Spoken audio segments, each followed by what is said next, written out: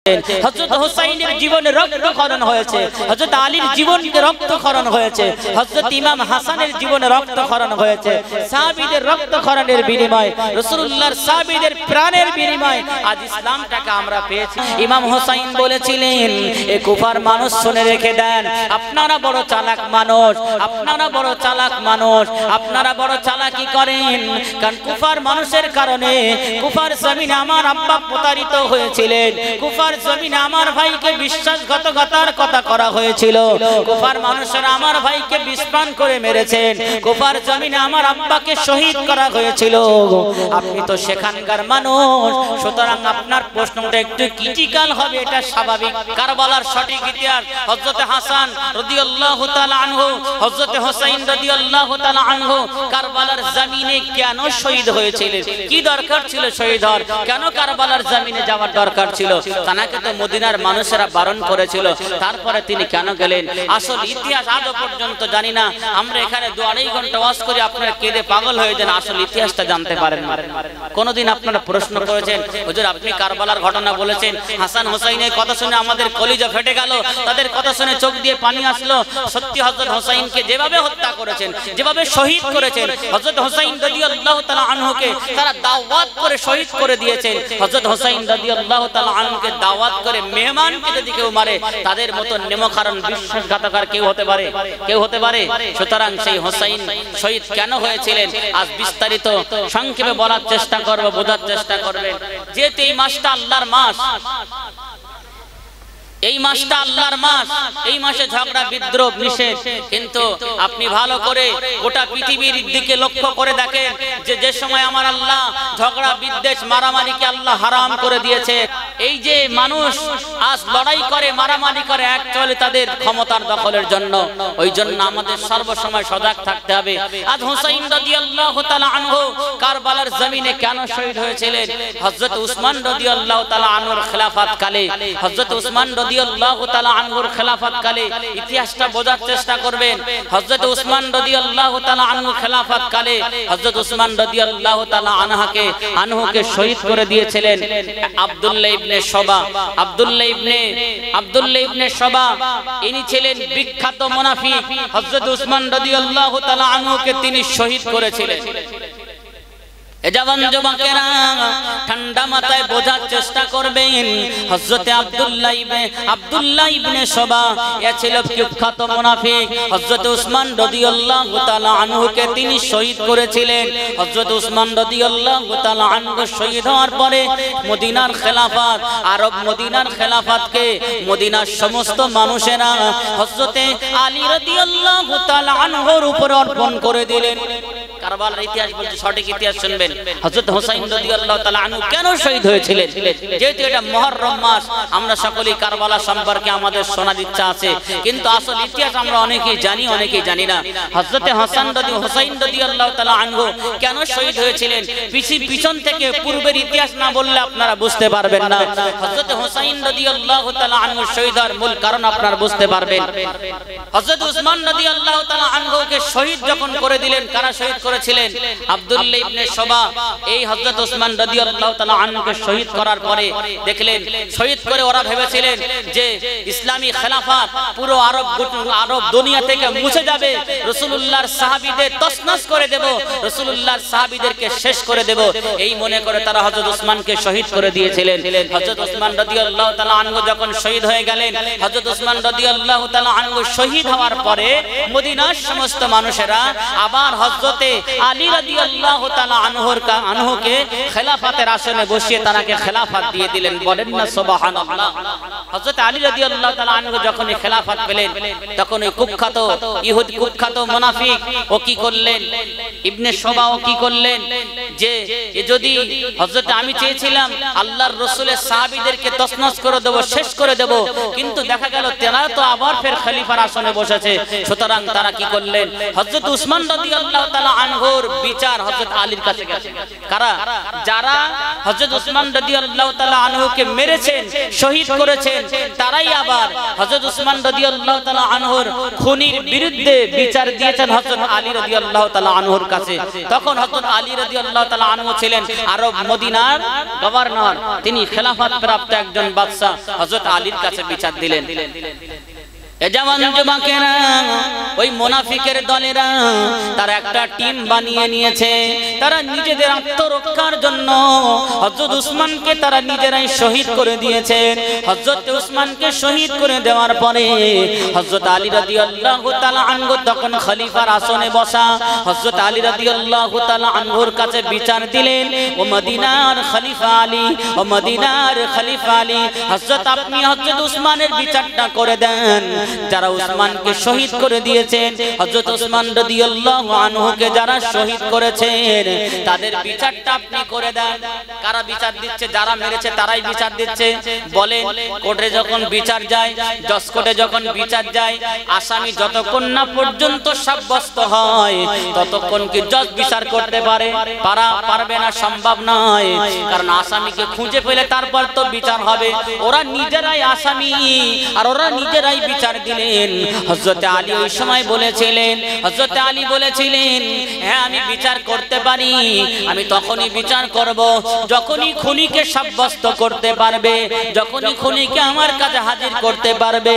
হযরত উসমান রাদিয়াল্লাহু তাআলা আনহুকে যারা শহীদ করেছিলেন তাদেরকে আমার কাছে আনো, তখনই আমি আলী রাদিয়াল্লাহু তাআলা আনহু বিচার করব। শহীদ তোরাই করেছে, যারাই হযরত আলী রাদিয়াল্লাহু তাআলা আনহুকে খুন করেছেন, শহীদ করেছেন, তারাই বিচার দিয়েছেন। যখন আলী রাদিয়াল্লাহু তাআলা আনহু বললেন এই বিচার আমি এখন করব না, যখন খুনিকে হাজির করবে, ওরা কি করলেন? ওরা কি করলেন? দামেস্কের গভর্নর, সেই সময় মদিনার গভর্নর ছিল, মদিনার খেলাফত ছিল হযরত আলী রাদিয়াল্লাহু তাআলা আনহুর কাছে, এবং দামেস্কের খেলাফত গভর্নর ছিলেন হযরত মুআবিয়া রাদিয়াল্লাহু তাআলা আনহু, এজিদের বাবা। কার বাপ? এজিদের বাপ, হযরত মুআবিয়া রাদিয়াল্লাহু তাআলা আনহু। এই মুআবিয়া সম্পর্কে আল্লাহ রাসূল বললেন, আল্লাহ রাসূলের কাছে যখন কোরআন নাজিল হতো, এটা কারবালার সঠিক ইতিহাস আমি বলছি, বোঝার চেষ্টা করবেন।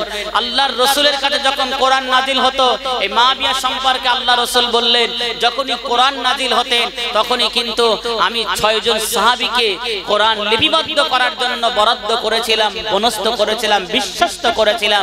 তার ভিতরে একজন হযরত মুআবিয়া রাদিয়াল্লাহু তাআলা আনহু। তাহলে কতটা উপর পর্যায়ের সাহাবী ছিলেন। তার ছেলে এজিদ কিন্তু বেঈমান ছিল। হযরত মুআবিয়ার কাছে এই বিচারটা গেলেন, হযরত মুআবিয়া রাদিয়াল্লাহু তাআলা আনহুর কাছে গিয়ে বিচার। এরা এই কুফা, এই মুনাফিকরা কি বলেছিল? হযরত আলীকে বলেছিলেন, হযরত আপনি আমাদের মদিনার খলিফা, আপনার কাছে খেলাফত আছে, আপনি উসমান রাদিয়াল্লাহু তাআলা আনহুর খুনির বিচারটা আপনি করেন। যখন বিচার করলেন না, যখন দেখছে বিচার হচ্ছে না, তখন মুআবিয়ার কাছে চলে গেলেন দামেস্কের জমিনে। হযরত মুআবিয়া রাদিয়াল্লাহু তাআলা আনহু ছিলেন দামেস্কের গভর্নর, দামেস্কের গভর্নর। ওখানে যাওয়ার পরে বললেন, জাহাপানা আমরা আপনার কাছে বিচার নিয়ে এসেছি। কি বিচার? হযরত উসমান রাদিয়াল্লাহু তাআলা আনহুকে যারা শহীদ করেছেন তাদের বিচার এনেছি। একথা হযরত আলী রাদিয়াল্লাহু তাআলা আনহুর কাছে বলেছিলেন, কিন্তু হযরত মুআবিয়ার কাছে গিয়ে মুনাফিকরা বললেন, ও দামেস্কের গভর্নর রাসূলুল্লাহর সাহাবী মুআবিয়া, শুনে রাখেন, হযরত উসমান রাদিয়াল্লাহু তাআলা আনহুকে হযরত আলী শহীদ করেছেন, এর বিচারটা আপনি করেন। ওরা ওখানে গিয়ে কি বলছে? হযরত উসমান রাদিয়াল্লাহু তাআলা আনহুকে আলী শহীদ করেছেন, হযরত আলী মেরে দিয়েছেন, সুতরাং এই বিচারটা আপনি করেন। অথচ শহীদ করেছে তারা। হযরত আলী রাদিয়াল্লাহু তাআলা আনহু বিচার না করার কারণে ওরা দামেস্কের গভর্নর হযরত মুআবিয়া রাদিয়াল্লাহু তাআলা আনহুর কাছে বিচার দিলেন। হযরত মুআবিয়া রাদিয়াল্লাহু তাআলা আনহু বললেন, আশ্চর্য বিষয়, হযরত আলী রাদিয়াল্লাহু তাআলা আনহু শহীদ করবে এটা তো ভাবতে পারিনি। তারপরে হযরত মুআবিয়া রাদিয়াল্লাহু তাআলা আনহু একটা পত্র পাঠিয়েছেন। হযরত আলী রাদিয়াল্লাহু তাআলা আনহু লিখেছেন, হে মদিনার খলিফা, মদিনার গভর্নর, মদিনার খলিফা, আমি দামেস্কের গভর্নর, আমি দামেস্কের গভর্নর, আমি আপনার একটা চিঠি দিলাম, আমি মুআবিয়া রাদিয়াল্লাহু তাআলা আনহু আপনাকে চিঠি পাঠালাম। আপনি যদি ন্যায়পরায়ণ বাদশা হয়ে থাকেন, এদের বিচারটা আপনি করে দেন। হযরত আলী বলেছিলেন, খুনি উনি যতক্ষণ না সাব্যস্ত হবে ততক্ষণ আমি বিচার করব না। মুনাফিকের দলেরা আবার গিয়ে লাগালাগি শুরু করে দিলেন। বাদশা আপনি শুনে রেখে দেন, হযরত মুআবিয়া রাদিয়াল্লাহু তাআলা আনহুকে বললেন, আলী নিঃসন্দেহে খুন করেছে বলে, আলী নিঃসন্দেহে হযরত উসমানকে শহীদ করেছে বলে এই বিচারটা আলী করতে চায় না, এই বিচারটা আপনি করে দেন। তিনি তো ভেবে নিয়েছে মনে হচ্ছে তাই করেছে বলে তার বিচার করতে চায় না। হযরত মুআবিয়া রাদিয়াল্লাহু তাআলা আনহু এই মুনাফিক তখন থেকে মুনাফিকের শুরু করে দিলেন। হযরত মুআবিয়া রাদিয়াল্লাহু তাআলা আনহু তখনই ঘোষণা দিয়েছিলেন, যখন হযরত আলী বিচারটা না করেছিলেন তখন মুআবিয়া রাদিয়াল্লাহু তাআলা আনহু ঘোষণা করে দিয়েছিলেন, দামেস্কের জমিনে আমি মুআবিয়ার পরিবর্তে আমি মুআবিয়া যখন দুনিয়া থেকে বিদায় নেব তখন আমার পরে খলিফা হবে আমার ছেলে ইয়াজিদ। এটা পুরো দামেস্কে ঘোষণা করে দিয়েছে। হযরত মুআবিয়া রাদিয়াল্লাহু তাআলা আনহু বললেন, আমার পরে যদি কেউ খলিফা হয় সেটা আমার ছেলে ইয়াজিদ। তিনি ঘোষণা করে দিয়ে তিনি দুনিয়া থেকে বিদায় হয়ে গেছেন। এদিকে হযরত আলী রাদিয়াল্লাহু তাআলা আনহুকে কুফার জমিনে কুফার কুখ্যাত বেঈমানরা হযরত আলী রাদিয়াল্লাহু তাআলা আনহুর সঙ্গে প্রতারণা করে তানাকেও তারা শহীদ করে দিয়েছিলেন। হযরত আলী রাদিয়াল্লাহু তাআলা আনহুর শহীদ হওয়ার পরে হযরত আলী রাদিয়াল্লাহু তাআলা আনহু শহীদ হওয়ার পরে হযরত হাসানের পাশে খেলাফত গেলেন। এই হাসানের খেলাফত কালে মুআবিয়া তখন দুনিয়ায় জীবিত ছিলেন। হযরত হাসান রাদিয়াল্লাহু তাআলা আনহু হুসাইনের বড় ভাই, আল্লাহর রাসূলের বড় নাতি, তানার কাছে যখন খেলাফত গেলেন, এটা কারবালার পিছনের ইতিহাস। আল্লাহর রাসূলের জামাত হযরত আলী দুনিয়া থেকে বিদায় হওয়ার পরে তানার বড় ছেলে হযরত হাসান রাদিয়াল্লাহু তাআলা আনহুর কাছে খেলাফত গেলেন। আর সেই খেলাফতের সময় উসমান হযরতে মুআবিয়া রাদিয়াল্লাহু তাআলা আনহু দুনিয়ার জমিনে জীবিত আছেন। আল্লাহ রাসূল এক সময় বলে গিয়েছিলেন, ও আমার সাহাবায়ে কেরামেরা, ও আমার উম্মতিরা, তোমাদের সামনে এমন একটা জামানা আসবে, সেই জামানায় আমার কলিজার টুকরা নাতি হযরত হাসানের নেতৃত্বে তখন গোটা মুসলমান এক হয়ে যাবে। গোটা মুসলমান টুকরো টুকরো মুসলমানগুলো তার একটা গোত্রে পরিণত হয়ে যাবে। হযরত হাসানের কাছে যখনই দায়িত্বভার অর্পণ করে দিলেন, হযরত আলী রাদিয়াল্লাহু তাআলা আনহু দুনিয়া থেকে বিদায় হয়ে যাওয়ার পরে মদিনার সমস্ত মানুষেরা হযরত হাসানের উপরে খেলাফত দিয়ে দিলেন। হযরত হাসান যখন খলিফার আসনে বসলেন, তিনি দেশ চালাতে কিছুদিন পরে হযরত হাসান রাদিয়াল্লাহু তাআলা আনহু তিনি কি করলেন, মুআবিয়ার কাছে খেলাফত দিয়ে দিলেন। হযরত হুসাইন রানিং খলিফা, তিনি মুআবিয়ার কাছে খেলাফত দিলেন। রাসূলুল্লাহর ওই হাদিস, হযরত হাসানের জামানায় টুকরো মুসলমানগুলো একত্রিত হয়ে যাবে, মুসলমানরা একটা ঐক্য হয়ে যাবে, মুসলমানরা একটা ঐক্যবদ্ধ হয়ে যাবে। হযরত হাসান রাদিয়াল্লাহু তাআলা আনহুর জামানায় তখন কিন্তু মুসলমানরা ঐক্য হয়েছিলেন, কিন্তু হযরত হাসান রাদিয়াল্লাহু তাআলা আনহু পিরিয়ড শেষ, তার জামানা শেষ, তার খেলাফত শেষের পরে মুআবিয়ার কাছে যখন খেলাফত ছিলেন, হযরত মুআবিয়া ঘোষণা করেছিলেন, আমার পরে আমার ছেলে ইয়াজিদ খেলাফতি করবে, আমার ছেলে আমার ইয়াজিদ, আমার পরে আমার ছেলে ইয়াজিদ খেলাফত করবে, বাদশাহী হবে। এই দামেস্কের গভর্নর ইয়াজিদকে আমি বানিয়ে দিয়ে ইয়াজিদকে তোমরা বানাবে, এই ঘোষণা দিয়ে তিনি চলে গেলেন। এদিকে মদিনার মানুষ এটা মেনে নিতে পারল না। মদিনার মানুষ ভাবছে হযরত আলীর পরে হযরত হাসান রাদিয়াল্লাহু তাআলা আনহু খেলাফত চালিয়েছেন, তাহলে হযরত হাসান রাদিয়াল্লাহু তাআলা আনহু শহীদ হয়ে গেছেন, এরপরে উপযুক্ত খেলাফত, উপযুক্ত মানুষ, উপযুক্ত গভর্নর একমাত্র হযরত হুসাইন রাদিয়াল্লাহু তাআলা আনহু ছাড়া আর কেউ হতে পারে না। সুতরাং আমরা ইয়াজিদের নেতৃত্বকে মেনে নেব না, আমরা হযরত হুসাইনের নেতৃত্বকে মেনে নেব। এখান থেকেই দ্বন্দ্ব শুরু। কারবালার ইতিহাস শুনেন, এখান থেকেই দ্বন্দ্ব শুরু হচ্ছে। মদিনার দামেস্কের মানুষেরা বলছে, দামেস্কের গভর্নর তো মানে কথা বলে গেছেন যে আমি মুআবিয়ার পরে যদি কেউ খলিফা হয়, গভর্নর হয়, তাহলে সেটা হবে আমার ছেলে ইয়াজিদ। কিন্তু মদিনাবাসীরা, মদিনার মানুষেরা সেটা মেনে নিচ্ছে না। মদিনার মানুষেরা বলছে আমার রাসূলুল্লাহর আওলাদরাই গভর্নর হবে, রাসূলুল্লাহর আওলাদরাই খেলাফত হবে, দিন কায়েম করবে। আজ পর্যন্ত কারবালার ইতিহাস আমরা শুনি, চোখ দিয়ে পানি বেরোয়, বুকটা ফেটে যায়। কিন্তু হযরত হুসাইন রাদিয়াল্লাহু তাআলা আনহু কেন কারবালার জমিনে শহীদ হয়েছিলেন? তিনি কি ইয়াজিদের মতন গদি দখলের জন্য শহীদ হয়েছিলেন? তিনি কি রাজ ক্ষমতার পাওয়ার জন্য শহীদ হয়েছিলেন?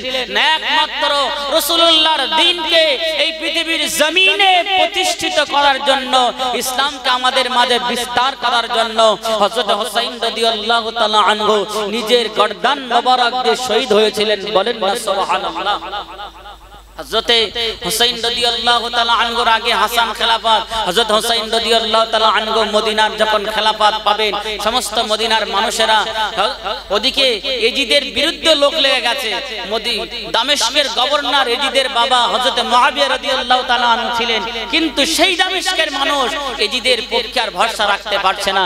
তারা গোপনে গোপনে গোপনে গোপনে হযরত হাসান, হযরত হুসাইন রাদিয়াল্লাহু তাআলা আনহুর কাছে একটা নয় 350 চিঠি পাঠিয়েছিলেন। ও রাসূলুল্লাহর দৈহিক, রাসূলুল্লাহর নাতি ইমাম হুসাইন, আপনি কুফার জমিনে চলে আসুন, আমরা এজিদের নেতৃত্বকে মানতে চাই না, আমরা আপনার নেতৃত্ব মেনে নেব। হযরত হুসাইন রাদিয়াল্লাহু তাআলা আনহুর কাছে একটা নয়, কুফার জমিন থেকে, এই কুফার ভিতরে একটা জায়গার নাম হলো কারবালা, কুফার ভিতরে একটা জায়গার নাম হলো ইরাক, ইরাকের ভিতরে কুফা আছে, সেখানে ফোরাত নদী আছে। সুতরাং এই কুফার জমিন থেকে একাধারে 350 পত্র হযরত হুসাইনের খেদমতে চলে আসলো। ও ইমাম হুসাইন, আপনি মদিনা থেকে, আপনি মদিনা ত্যাগ করে কুফায় আসুন, আমরা এজিদের খলিফা নয়, আমরা এজিদের নেতৃত্ব নয়, আমরা আপনার নেতৃত্ব মেনে নেব, আপনার পক্ষে আমরা নেতৃত্ব দেব। সুতরাং আপনি মদিনা ত্যাগ করে কুফায় চলে আসুন। হযরত হুসাইন রাদিয়াল্লাহু তাআলা আনহু তখন মদিনায় থাকা অবস্থায় ওদিকে সমস্ত কুফার মসজিদে, কুফার সমস্ত মসজিদে এজিদ বাহিনীর লোকেরা কুফার মসজিদের মেম্বারে হযরত হুসাইনের বিরুদ্ধে তারা প্রচার চালায়। হুসাইন একটা ভালো ছেলে নয়, হুসাইন একটা প্রতারক, হুসাইন একটা দুশ্চরিত্রা, হুসাইন একটা ভালো নয়। দামেস্কের সমস্ত মসজিদগুলোতে, কুফার সমস্ত মসজিদ গুলাতে হযরত হুসাইনের বিরুদ্ধে তারা বিদ্রোহ চান করতে শুরু করে দিলেন, হযরত হুসাইনের গীবত করতে শুরু করলেন। কুফার একজন মানুষ, কুফার একজন ব্যক্তি এই জিনিসটা নিজে চোখে দেখার জন্য তিনি আর দেরি করলেন না, কুফা থেকে রওনা হলেন। কুফা থেকে রওনা হয়ে তিনি মদিনার জমিনে আসলেন। মদিনার জমিনে এসে দেখেন টোটাল জিনিসটাই আলাদা হয়ে আছে। কারণ কুফার প্রত্যেকটা মসজিদে হযরত হুসাইনের বিরুদ্ধে কথা চলছে যে হুসাইন ভালো নয়, স্বৈরাচারী একজন বাদশা, সে খেলাফতের যোগ্য নয়, সে মানুষটা টোটালেও ভালো নয়। হযরত হুসাইনের বিরুদ্ধে কত কথা না হচ্ছে ওই কুফার মসজিদগুলোতে, কুফার মসজিদের মিম্বারে হযরত হুসাইনের বিরুদ্ধে তারা কথা বলেই যাচ্ছে। একজন বুদ্ধিমান, সে কিন্তু হুসাইনকে ভালোবাসতেন, হযরত হুসাইনকে মুহাব্বত করতেন।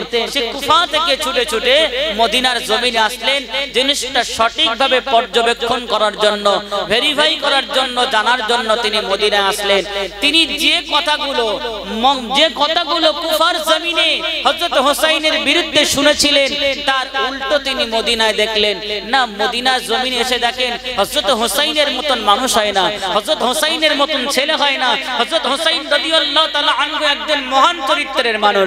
হযরত হুসাইন রাদিয়াল্লাহু তাআলা আনহু আল্লাহর রাসূলের নাতি হযরত হুসাইন রাদিয়াল্লাহু তাআলা আনহুর মতন বাদশা খলিফা টোটাল আরব মদিনার কেউ হয় না। জোরে বলেন না সুবহানাল্লাহ। আল্লাহর রাসূলের নাতি হযরত হুসাইন রাদিয়াল্লাহু তাআলা আনহু জিজ্ঞাসা করেছিলেন, ও কুফাবাসী শুনে রেখে দাও, ও কুফার মেহমান শুনে রেখে দাও, আপনি যে আমার কাছে আসলেন, কেন আসলেন একটু আমাকে বলবেন। ওই সময় কুফার মানুষ বলেছিলেন, আমি যে কারণে এসেছিলাম সে কারণ আমি বুঝতে পেরে গেছি, তবে আমি আপনার মদিনা থেকে বিদায় নেব। তবে একটা কথা আমার মনে পড়ে গেছে, আল্লাহর রাসূলের একটা হাদিস আছে, আল্লাহ নবী বলেছিলেন, আনা মদিনাতুল ইলমু ওয়া আলিউম বাবুহা। ও হুসাইন শুনে রেখে দাও, আপনার নানা জানের একটা হাদিসের কথা আমার মনে পড়ে গেছে। আপনার নানা জান একটা হাদিস শুনিয়েছিল, আনা মদিনাতুল ইলমু ওয়া আলিউম বাবুহা। মদিনা শহরটা হলো ইলমের শহর, আর সেই শহরের দরজা হলো আপনার বাবা হযরত আলী। আমি মদিনার শহরকে ইলমের শহর আল্লাহর রাসূল ঘোষণা দিল আর এলেমের শহরের দরজা হলো আপনার বাবা। তবে আমি এটা ভাবি, আমি এটা জানি যেহেতু মদিনার শহরটা এলেমের শহর, এলেম শব্দের অর্থ হলো জ্ঞান, জ্ঞান, জ্ঞান, এলেমের শহর অর্থ হলো জ্ঞানের শহর। আমি কুফার মানুষ, চলে যাওয়ার পূর্বে আপনাকে একটা প্রশ্ন করতে চাই। আপনি যদি প্রশ্ন সঠিক উত্তরটা দিতে পারেন তাহলে আমি বড় আনন্দিত হয়ে কুফার জমিনে ফিরে যাব। আর যদি সঠিক উত্তর না দিতে পারেন তাহলে দুঃখ ভরা, বিদায় বিদারক, বেদনা ভরা দুঃখ নিয়ে ফিরে যাব। হযরত হুসাইন বলেছিলেন, ও কুফারবাসী, ও কুফাবাসী বলুন আপনার সেই প্রশ্নটা একবার বলুন। আপনি কি প্রশ্ন করবেন? ওই কুফার মানুষটা বলেছিলেন, হযরত হুসাইন, ইমাম হুসাইন হযরত, আপনার নানাই হাদিসটি বলেছিলেন, আনা মদিনাতুল ইলম ওয়া আলিউন বাবুহা, মদিনার শহরটা হলো ইলমের শহর আর এই শহরের দরজা হলো হযরত আলী রাদিয়াল্লাহু তাআলা আনহু। সুতরাং এটা আমি মনে প্রাণে বিশ্বাস করি, মনে প্রাণে মানি যে মদিনার মানুষেরা জ্ঞানী, মদিনার মানুষেরা জ্ঞানী। সেই জন্য তো আপনার কাছে প্রশ্নটা আমার রাখা বড় জরুরি হয়ে গেছে। ওই সময় বলেছিলেন, হযরত ইমাম হুসাইন বলেছিলেন, ঠিক আছে আপনি আপনার প্রশ্নটা করুন। কুফার ওই মানুষটা বলেছিলেন, ওই ইমাম হুসাইন শুনে রেখে দেন, ওই ইমাম হুসাইন জেনে রেখে দেন, আমি আপনাকে প্রশ্ন এটাই করব। মদিনার হুসাইন শুনে রেখে দেন, আমি আপনাকে প্রশ্ন এটাই করব, হক আর বাতিলের দূরত্ব কত এটা আমাকে বুঝিয়ে দেন। প্রশ্ন কি করেছিলেন? হযরতে হুসাইন রাদিয়াল্লাহু তাআলা আনহুকে প্রশ্ন করেছিলেন, হক আর বাতিলের দূরত্ব কত আমাকে একটু বুঝিয়ে দেন। প্রশ্নটা খুব ভাইটাল এবং মারাত্মক প্রশ্ন, একটু মন দিয়ে বোঝার চেষ্টা করবেন। ইমাম হুসাইন সেদিন বলেছিলেন, হে কুফার মানুষেরা, আপনি আমাকে প্রশ্ন করেছিলেন যে হক আর বাতিলের দূরত্ব কত। তবে একটা জিনিস জেনে রাখেন, আপনি যদি আমাকে প্রশ্ন করতেন হক আর বাতিলের পার্থক্য কি, তাহলে আমি হুসাইন কোরআন হাদিস থেকে দলিল দিয়ে প্রমাণ করতাম। আপনি যদি প্রশ্ন করতেন হক আর বাতিলের পরিচয়টা কি, তাহলে আমি কোরআন হাদিস থেকে দলিল দিতাম। কিন্তু আপনি আমাকে প্রশ্ন করেছেন হক আর বাতিলের দূরত্ব কত। প্রশ্নটা বুঝতে পেরেছেন?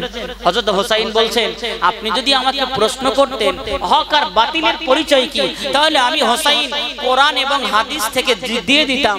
যদি আমাকে প্রশ্ন করতেন হক আর বাতিলের পার্থক্য কত, তাহলে আমি কোরআন এবং হাদিস থেকে দলিল দিতাম। কিন্তু আপনি আমাকে প্রশ্ন করেছেন হক আর বাতিলের দূরত্ব কত, যেটা হাদিসেও নাই, কোরআনেও নাই। প্রশ্ন কি করেছে? ও তো কুফার মানুষটা কতটা চালাকি করেছে যে মদিনার মানুষরা জ্ঞানী, সেই জন্য প্রশ্ন একটু উল্টো করে করেছে, প্রশ্নটা একটু ঘুরিয়ে করেছে। হযরত হুসাইন রাদিয়াল্লাহু তাআলা আনহুকে সম্মানহানি করার জন্য, দেখি উত্তর দিতে পারে কিনা। কিন্তু হযরত হুসাইনকে যদি প্রশ্ন করতেন উনি যে হক আর বাতিলের হক আর বাতিলের পার্থক্য বা পরিচয় কি, তাহলে হযরত হুসাইন রাদিয়াল্লাহু তাআলা আনহু কোরআন এবং হাদিস থেকে দিয়ে দিতে পারতেন, তিনি দিতেন। কিন্তু প্রশ্ন করেছেন হক আর বাতিলের দূরত্ব কত। এ জওয়ান যুবকেরা, ইমাম হুসাইন বলেছিলেন, এ কুফার মানুষ শুনে রেখে দেন, আপনারা বড় চালাক মানুষ, আপনারা বড় চালাক মানুষ, আপনারা বড় চালাকি করেন। কারণ কুফার মানুষের কারণে কুফার জমিনে আমার আব্বা প্রতারিত হয়েছিলেন, কুফার জমিনে আমার ভাইকে বিশ্বাসঘাতকতার কথা করা হয়েছিল, কুফার মানুষেরা আমার ভাইকে বিষপান করে মেরেছেন, কুফার জমিনে আমার আব্বাকে শহীদ করা হয়েছিল। আপনি তো সেখানকার মানুষ, সুতরাং আপনার প্রশ্নটা একটু ক্রিটিক্যাল হবে, এটা স্বাভাবিক। তবে আপনি শুনে রেখে দেন, আপনি আমাকে প্রশ্ন করেছেন হক আর বাতিলের দূরত্ব কত। এ কুফার মানুষ, হক আর বাতিলের দূরত্ব হলো মাত্র 4 আঙ্গুল। কাউল বলেছেন হক আর বাতিলের দূরত্ব 4 আঙ্গুল। ওই সময় কুফার মানুষটা বলেছিলেন, হে ইমাম হুসাইন, আমরা আপনার কথাটা বুঝতে পারলাম না, আমি আপনার কথাটা বুঝে আসলো না, হক আর বাতিলের 4 আঙ্গুল কেমন করে দূরত্ব হতে পারে?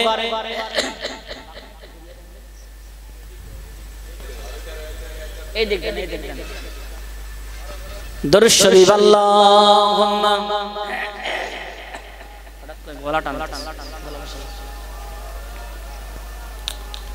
ওয়া আলা আলি সাইয়্যিদিনা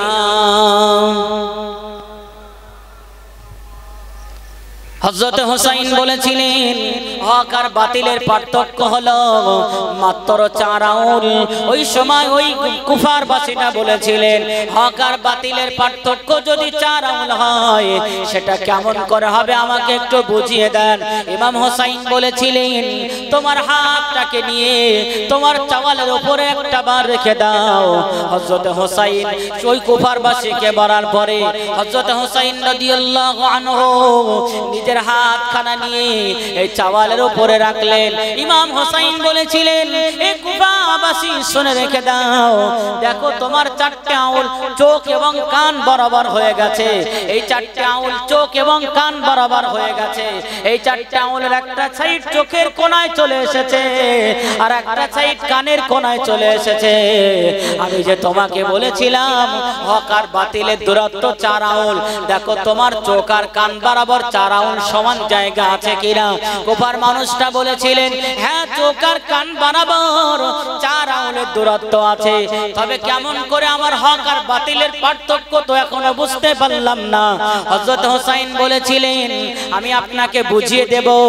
আমি আপনাকে বলেছিলাম হক আর বাতিলের পার্থক্য 4 আঙ্গুল এবং সেটা পরীক্ষা করার জন্য প্র্যাকটিক্যালি আমি আপনাকে দেখিয়ে দিলাম চোখ আর কান থেকে মাত্র 4 আঙ্গুল জায়গা এখানে বাকি আছে। আমি আপনাকে প্র্যাকটিক্যালিও দেখিয়ে দিলাম চোখ আর কান এই জায়গা থেকে মাত্র 4 আঙ্গুল কিন্তু এই জায়গাটা, সুতরাং এর ভিতরে হক আর বাতিল। ওই সময় কুফার মানুষটা বলেছিলেন কিভাবে সম্ভব হক আর বাতিলের 4 আঙ্গুল তফাৎ? আপনি আমাকে বোঝাচ্ছেন কিন্তু বুঝে আসছে না কেন? ইমাম হোসেন ওই সময় বলেছিলেন ও কুফারবাসী শুনে রেখে দাও, ও কুফাবাসী শুনে রেখে দাও, আমি হোসেন এই জন্য বললাম হক আর বাতিলের দূরত্ব 4 আঙ্গুল, কারণ তুমি যখন কুফার জমিনে ছিলে, তুমি যখন আমার বিরুদ্ধে কুফার মসজিদে কুফার মেম্বারে আমি হোসেনের বিরুদ্ধে যখন তুমি শুনছিলে তখন কিন্তু তুমি আমাকে চোখে দেখোনি, শুধু স্রেফ মাত্র আমার বিরুদ্ধে তুমি শুনেছো। আজ তুমি আমাকে চোখে দেখার পরে তোমার সেই ধারণাটাই পাল্টে গেছে। তুমি শুনেছিলে কুফার মসজিদে হযরত হোসেন একটা খারাপ, হযরত হোসেন একটা বাজে, এই কথাটা তুমি কুফার মসজিদে শুনেছিলে, এই কথাটা তুমি কুফার মেম্বারে শুনেছিলে। আজ তুমি কুফার মেম্বার ছেড়ে চলে এসেছো, আজ তুমি মদিনার জমিনে চলে এসেছো। মদিনার জমিনে আসার পরেতে তুমি অন্য কোন কথা শুনে আমার প্রতি তোমার ভালোবাসাটা বেড়ে গেছে। বলো তুমি কানে এক শুনেছিলে, চোখে আরেকটা দেখেছো, এটা সত্য না মিথ্যা? বলে হ্যাঁ ঠিক। মদিনা জমিনে আসার পরে আমি চোখে দেখেছি আপনাকে, চোখে দেখছি আপনাকে, আপনি একজন ভদ্র, আপনি একজন সুশীতল, আপনি একজন নম্র, আপনি একজন বিনয়ী, আপনি একজন মহান চরিত্রের অধিকারী। সুতরাং যখন আমি কুফার জমিনে ছিলাম আপনার বিরুদ্ধে কত কথা না শুনেছি। হযরত হোসেন বললেন 4 আঙ্গুলের দূরত্ব কেন বলেছি শোনো, 4 আঙ্গুলের দূরত্ব কেন বলেছি শোনেন। আমি বলেছিলাম 4 আঙ্গুলের দূরত্ব হক আর বাতিলের। আপনি যখন কুফায় ছিলেন, আপনার কুফায় গমন করা অবস্থায়, আপনার কুফায় থাকা অবস্থায় আপনি সিরেফ কানে শুনেছিলেন হোসেন একটা খারাপ, কিন্তু সেই কুফা থেকে আপনি মদিনা আসলেন, চোখে দেখতে পাচ্ছেন, এখন আর কানে শুনছেন না যে হোসেন খারাপ, এখন সিরেফ চোখে দেখছেন হোসেন ভালো, হোসেন একটা নম্র বিনয়ী। তাহলে বলেন কানে শুনেছিলেন কুফায়, তাহলে কান আর চোখের দূরত্বটা কত? 4 আঙ্গুল। সেদিনে কানে শুনেছিলেন বাতিল, সেদিনে কানে শুনেছিলেন বাতিল, সেটা বাতিল, সেটা হক নয়, সেটা মিথ্যা, আর মিথ্যে তার তুই বাতিল হয়ে যায়। সুতরাং কানে শুনেছেন বাতিল আর চোখে দেখেছেন হক, তাহলে দূরত্ব কতটা হলো? 4 আঙ্গুল না বেশি হলো?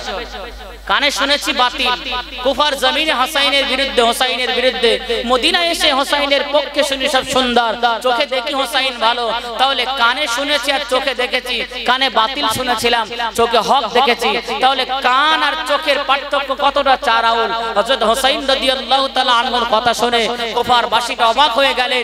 তখনই সেই জায়গায় দাঁড়িয়ে হযরত হোসেনের হাতে বায়াত হয়ে তিনি কুফার জমিনে ফিরে গেলেন। ফিরে গিয়ে হযরত হোসেনের কথা আবার কুফার জমিনে বললেন হুসাইন একটা ন্যায়পরায়ণ খেলাফত বাদশা, হুসাইন একজন ভালো মানুষ, হুসাইনের বায়াত যদি আমরা গ্রহণ করতে পারি নিঃসন্দেহে ইসলামের পতাকা উড়বে এবং আমরা শান্তি পাবো।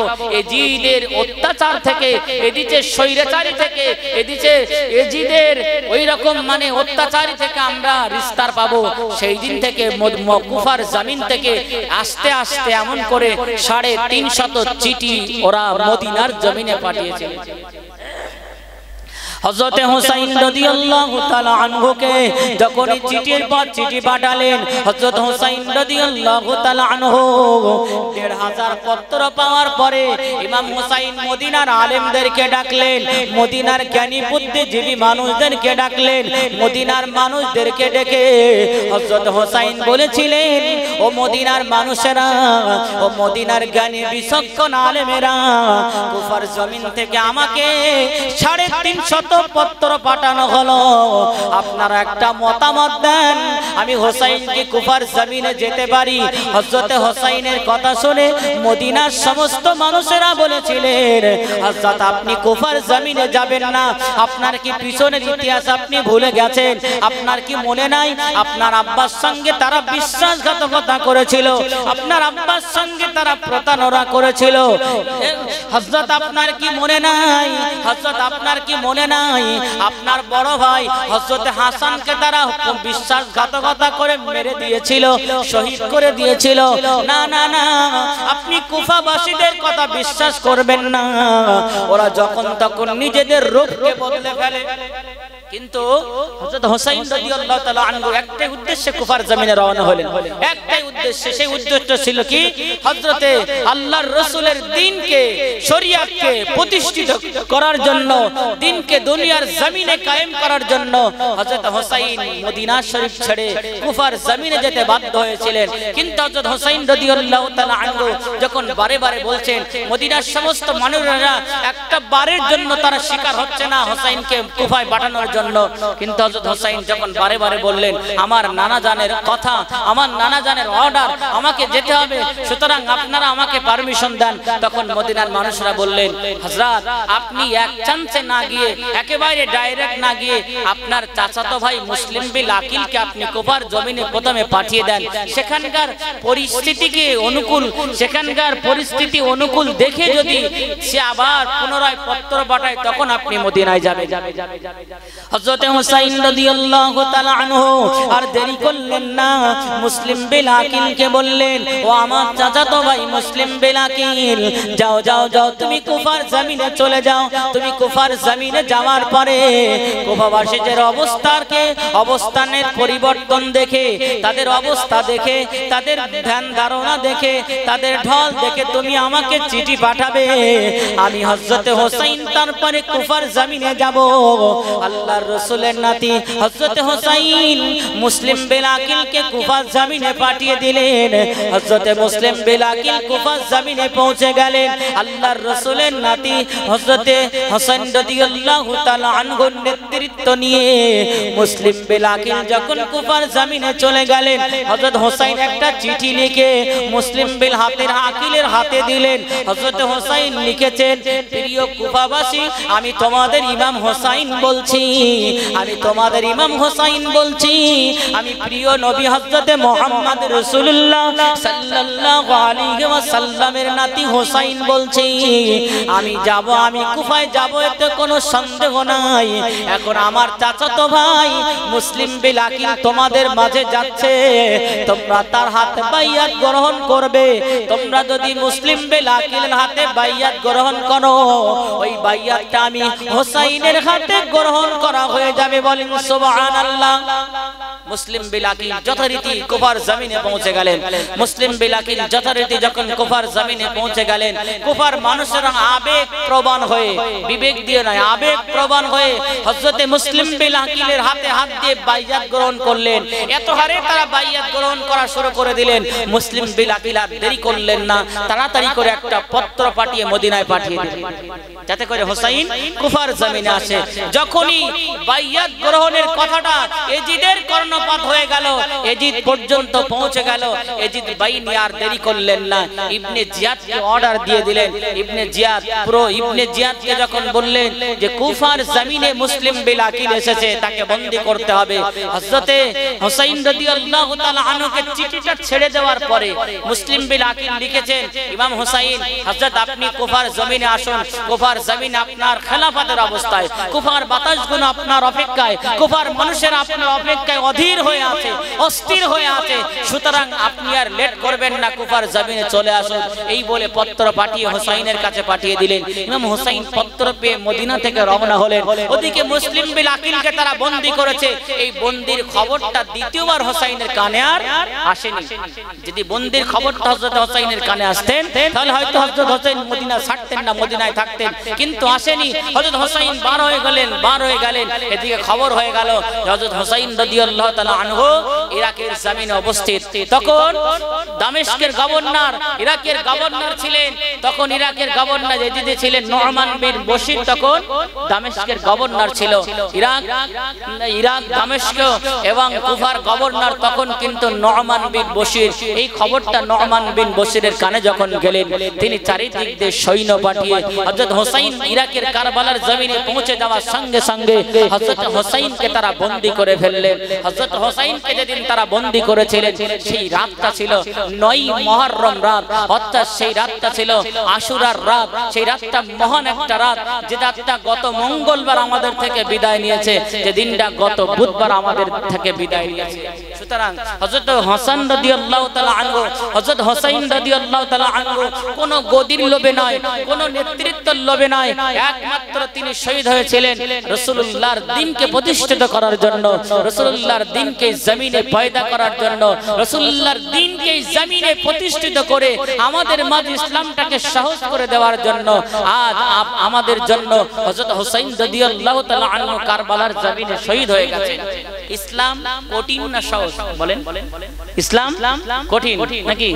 অনেক আলেম ওয়াজ করেন ইসলাম ধর্মটা বড় কঠিন না। আল্লাহ রাসূল বলেন, ক্বালা রাসূলুল্লাহ সাল্লাল্লাহু আলাইহি ওয়াসাল্লাম আন আবি হুরায়রা রাদিয়াল্লাহু তাআলা আনহু, রাসূলুল্লাহ সাল্লাল্লাহু আলাইহি ওয়াসাল্লাম বললেন, আদ-দীনু ইসরুন। হযরত আবু হুরায়রা বর্ণনা করেন, আদ-দীনু ইসরুন, আদ-দীনু ইসরুন শব্দের অর্থ হলো ইসলাম ধর্মটা অতি সহজ এবং সরল। যে যেখানে আল্লাহর রাসূল নিজেই বলেছেন, ও আমার উম্মত উম্মতিরা, ও আমার সাহাবায়ে কেরামেরা, আমি রাসূলুল্লাহ তোমাদের কাছে দ্বীনটাকে সহজ এবং সরল বানিয়ে দিয়েছি। বলেন সুবহানাল্লাহ। সেখানে দ্বীনকে আমরা কঠিন করে নিয়েছি। প্রত্যেকটি কারবালার মাঝে প্রত্যেকটি ইসলাম জিন্দা হতা হয় তো হার কারবালা কি বীজ মে। সুতরাং ইসলাম আজ আমাদের ভিতরে বিদ্যমান। প্রত্যেকটি কারবালার মাঝে ফারসি একটা শব্দ আছে, তামির কে লিয়ে তাকরিব লাজিমি হয়, কিছু গড়ার জন্য কিছু ক্ষতি করতে হয়। মনে করুন একটা বাড়ি বানাবেন, সমতল ভূমি, সেটাকে খনন করে আপনাকে বেজ ঢালার জন্য গর্ত করতে হয়, সেখানে বেজ ঢেলে কলম তুলতে হয়। এই কলম তোলার পূর্বে সমতল ভূমিটাকে আপনাকে আগে ছেড়ে দিতে হয়, সমতল ভূমিটাকে আপনাকে আগে খনন করতে হয়, তারপরে সে জায়গায় সুন্দর একটা বিল্ডিং নির্মাণ করতে পারে। ইসলামকে জিন্দা করতে গিয়ে, ইসলামকে আনতে গিয়ে সাহাবীদের জীবনে কত রক্তক্ষরণ করেছেন। হযরত হোসাইনের জীবনে রক্তক্ষরণ হয়েছে, হযরত আলীর জীবনে রক্তক্ষরণ হয়েছে, হযরত ইমাম হাসানের জীবনে রক্তক্ষরণ হয়েছে। সাহাবীদের রক্তক্ষরণের বিনিময়ে, রাসূলুল্লাহর সাহাবীদের প্রাণের বিনিময়ে আজ ইসলামটাকে আমরা পেয়েছি। আমাদের কাছে সহজ হয়েছে বলে আমরা সহজ করে নিয়েছি না, ইসলাম সহজ, কিন্তু আমরা না মানার কারণে নিজেদের কাছে কঠিন বোধ হয়। এই যে আমরা যেখানে বসেছি, আমরা নামাজ পড়ি, রোজা রাখি, অনেকেই রোজা রাখি না, অনেকেই নামাজ পড়ি না, কিন্তু যে হোসাইনের মহব্বতে এখানে বসে আছি, আল্লাহ রাসূল বললেন, হোসাইনের যদি কেউ লোম ধরে টানে, হোসাইনের চুল যদি কেউ ধরে টানে, তারা জানে আমি রাসূলুল্লাহর গায়ে একটা সুই ফোটানোর মতন কষ্ট দিল। তাহলে হোসাইন এতটাই রাসূলুল্লাহর প্রিয়, হযরত হাসান এতটাই প্রিয়, হোসাইন হাসান এতটাই রাসূলুল্লাহর প্রিয়। জোরে বলেন না সুবহানাল্লাহ। হযরত আকরাবা ইবনে হাফ আল্লাহর রাসূলের দরবারে হাজির, এসে দেখেন হযরত রাসূলুল্লাহ সাল্লাল্লাহু আলাইহি ওয়াসাল্লাম দুই ভাইয়ের গালে চুম্বন দিচ্ছেন, ঘাড়ে চুম্বন দিচ্ছেন, মাথায় চুম্বন দিচ্ছেন। হযরত আকরাবা ইবনে হাফ দেখে অবাক হয়ে গেলেন। আল্লাহর নবীকে বললেন, ইয়া রাসূলুল্লাহ, আপনার তো মাত্র দুইটি নাতি, কিন্তু আমার ঘরে বউ 7টা 8টা নাতি আছে, আমি তাদেরকে কোনোদিন আদর ও চুম্বন দেই না। আল্লাহর নবী বলেছিলেন, এ হাফিজে ইকরামা ইবনে হাফ, শুনে রেখে দাও, এ তো সামান্য ব্যাপার হয়ে গেছে, এই ব্যাপারটা আমার আল্লাহ পর্যন্ত পৌঁছে গেছে। আমি নবী মুহাম্মদুর রাসূলুল্লাহ সাল্লাল্লাহু আলাইহি ওয়াসাল্লাম একদিন মসজিদে নববীর ভিতরে নামাজরত অবস্থায় রয়েছে। আমার দুই নাতি হযরতে হাসান, হযরতে হুসাইন রাদিয়াল্লাহু তাআলা আনহু, তারা দৌড়ে দৌড়ে গিয়ে আমার মাথার উপরে, আমার ঘাড়ের উপরে ঠেলে উঠলেন। আমি রাসূলুল্লাহ সাল্লাল্লাহু আলাইহি ওয়াসাল্লাম আমি যখন সিজদায় রত হয়ে গেলাম, আমার দুই নাতি হযরতে হাসান, হযরতে হুসাইন রাদিয়াল্লাহু তাআলা আনহু, তারা কি আমার ঘাড়ের উপরে উঠলেন। একবার আমি রাসূলুল্লাহর কান মোবারক ধরে টানে, একবার আমি রাসূলুল্লাহর চুল মোবারক ধরে টানে, একবার আমি রাসূলুল্লাহর দাড়ি মোবারক ধরে টানে। আমি রাসূলুল্লাহ সিজদা থেকে উঠতে পারছি না, আমি নবী সিজদা থেকে উঠতে পারছি না। বহু সময় অতিবাহিত হয়ে যায়, মসজিদে নববীর ভিতরে বহু সময় পার হয়ে যায়।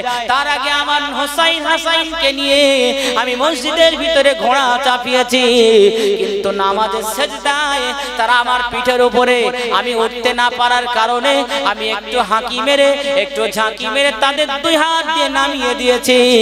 সঙ্গে সঙ্গে আমার আল্লাহ হযরত জিবরিল আমিন আলাইহিস সালামকে দুনিয়া জমিনে পাঠিয়ে দিলেন। হযরত জিবরিল আমিন আলাইহিস সালাম দুনিয়া জমিনে আসলেন। হযরত জিবরিল দুনিয়া জমিনে এসে আমাকে সালাম দিলেন, আসসালাতু আসসালামু আলাইকা ইয়া রাসূলুল্লাহ, ইয়া হাবিবাল্লাহ। শুনে রেখে দেন, আজকে আপনি হাসান হোসাইনের আপনার ঘাড়ের উপর থেকে নামিয়ে দিয়েছেন, এই নামানোটা আমার আল্লাহর পছন্দ হয় না। ইয়া রাসূলুল্লাহ, আমি এমনি আসি নাই। আল্লাহ রাসূলের ঘাড়ে যখন হযরত হাসান হোসেন দীর্ঘ সময় বসে আছেন, আল্লাহ রাসূল নামাজে আছে, আল্লাহ রাসূলের মনে মনে ভয় হচ্ছে, আমি নামাজ তো পড়ছি আল্লাহর, তাহলে হাসান হোসেন আমার সঙ্গে আমার ঘাড়ের উপরে বসে আছে, এমনি আমার দাড়ি টানে, এমনি আমার চুল মোবারক টানে, এমনি আমার কান মোবারক টানে, সেটা একটা আলাদা ব্যাপার। কিন্তু আমি এখন তো আল্লাহর নামাজে রত, আল্লাহর নামাজে আমি অবস্থান আছি, সুতরাং এই মুহূর্তে যদি আমার ঘাড় ধরে টানে, দাড়ি মোবারক ধরে টানে, যদি আল্লাহ রাগান্বিত হয়ে যায়, এই না মনে করে আমার আপনার নবী হযরত হোসাইনের দুই হাত দিয়ে হযরত হাসান হোসাইনকে দুই দিক দিয়ে নামিয়ে দিলেন।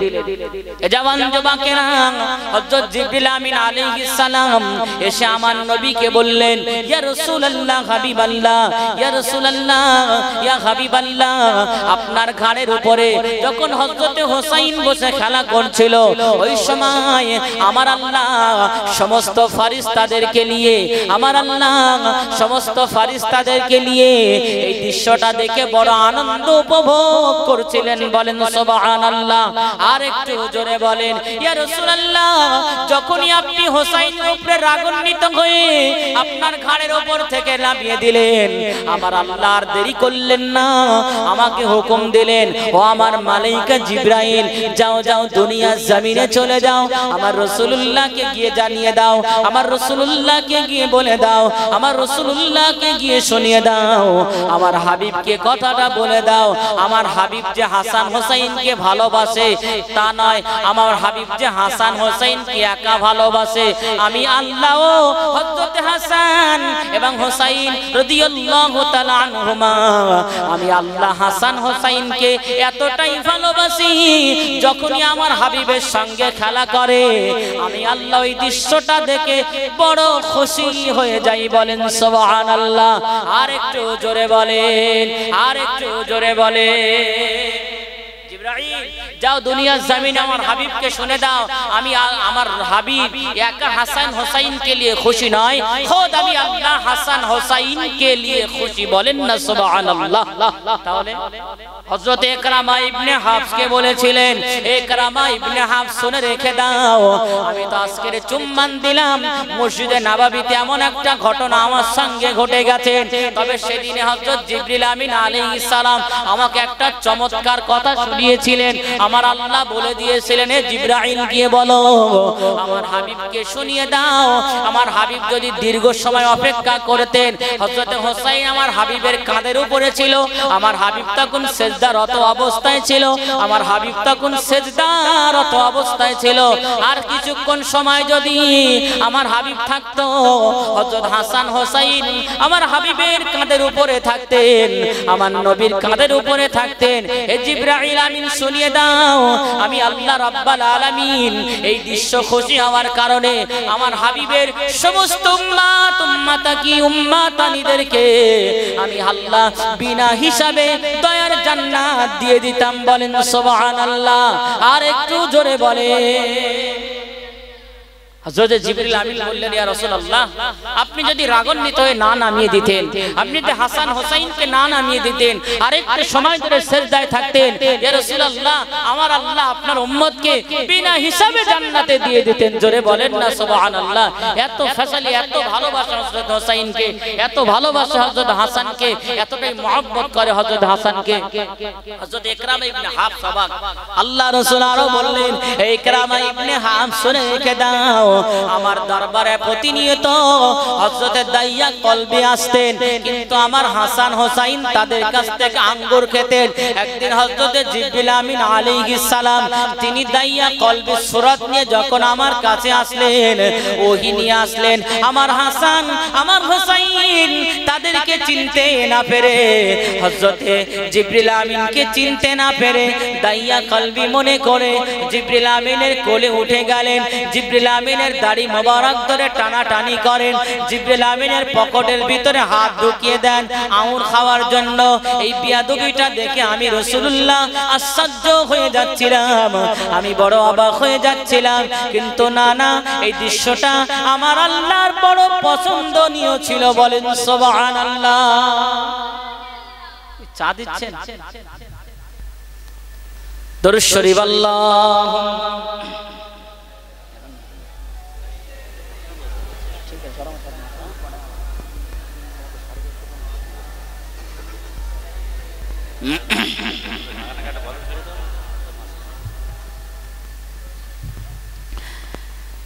হে রাসূল তোমায় ভালোবাসি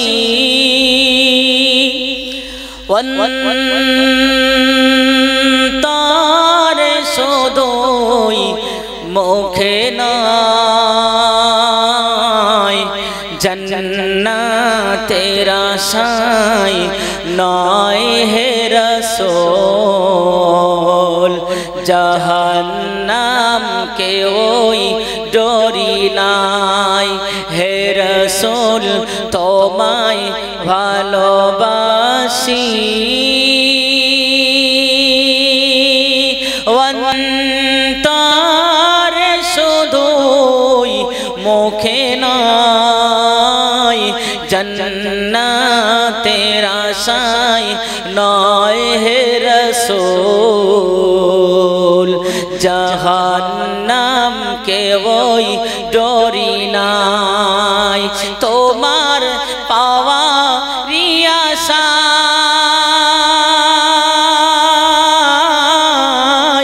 এই মন ছুটে যায় মদিনায় এই আশিকের দিদার দাও না আর দূরে থাকিও না হে রাসূল তোমায় ভালোবাসি অন্তরে শুধুই মুখে নয় জান্নাতের আশায় নয় হে রাসূল জাহান্নাম কে ওই ডরি না আল্লাহ আল্লাহুম্মা সাল্লি আলা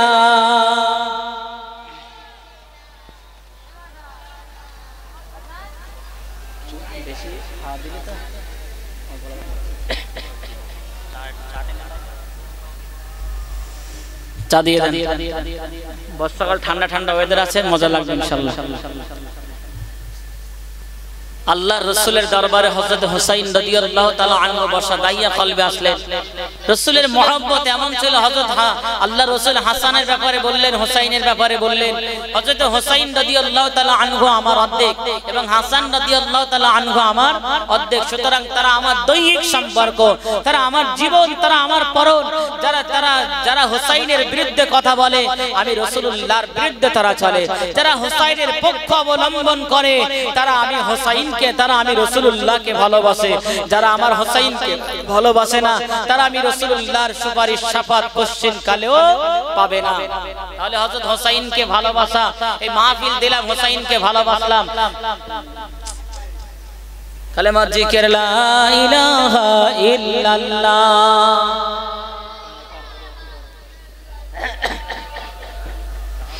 লা ইলাহা ইল্লাল্লাহ এটা দরুদ শরীফ পড়েন কলমা শরীফ পড়েন লা ইলাহা ইল্লাল্লাহ চা চলছে তো এই মুহূর্তে কথা বলা মানে হয়তো মন থাকবে না বিয়াদবি হয়ে যাবে রাসূলুল্লাহর শানে কথাবার্তা না কাদে উম্মাত কাদে মুমিন কাদে মুমিনা খালি ভুবন রহিল পড়ে আর নবী এলো না কাদে উম্মাত কাদে মুমিন কাদে মুমিনা খালি ভুবন রহিল পড়ে আর নবী এলো না আসবে না নবী আর এ ভুবনে হইবে না দেখা আর এ জীবনে আসবে না নবী আর এ ভুবনে হইবে না দেখা আর এ জীবনে দেখা দিও নবী তুমি হাসরের দিনে কাঁদে উম্মাত কাঁদে মুমিন কাঁদে মুমিনা খালি ভুবন রহিল পড়ে আর নবী এলো না আল্লাহুম্মা সাল্লি আলা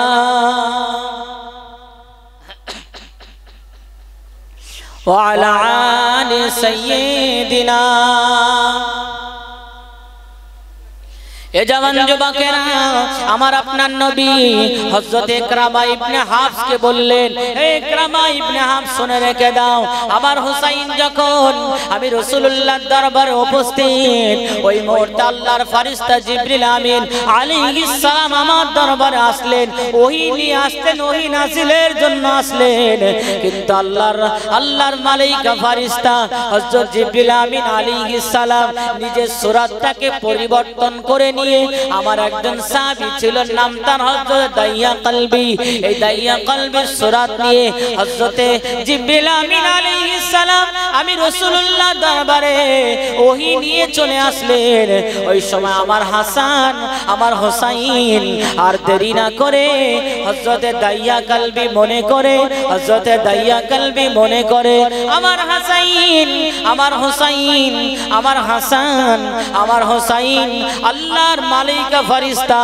হযরত জিবরিল আমিনের পকেটের ভিতরে হাত ভরে দিলেন হাত ভরে দিয়ে দেখেন কোনো আউর নাই কোনো ফলমূল কিছু নাই হযরত হুসাইন রাদিয়াল্লাহু তাআলা আনহু দাইয়া কলবি মনে করে জিবরাইলের কান ধরে টানে জিবরাইলের দাড়ি ধরে টানে আল্লাহ রাসূল বসে বসে চিন্তিত অবস্থায় আছেন না না না ইনি তো দাইয়া কলবি না ইনি তো আল্লাহর মালায়েকা ফেরেশতা আমার হাসান আমার হুসাইন না চেনার কারণে হযরত জিবরিল আমিনের সঙ্গে এমন বিয়াদবি করে আল্লাহর রাসূল ইশারা করে বলে ও ভাই জিবরাইল বিয়াদবি নেবেন না কারণ আপনি তো আপনার নিজের সূরাতে আসেননি, আপনি আপনার নিজের চেহারা নিয়ে আসতে পারেননি, আপনি তো দাইয়া কলবি সূরাতে এসেছেন। সেই জন্য আমার নাতি, আমার হাসান, আমার হোসাইন আপনাকে না চেনার কারণে তারা আপনার সঙ্গে বিয়াদবি করছে।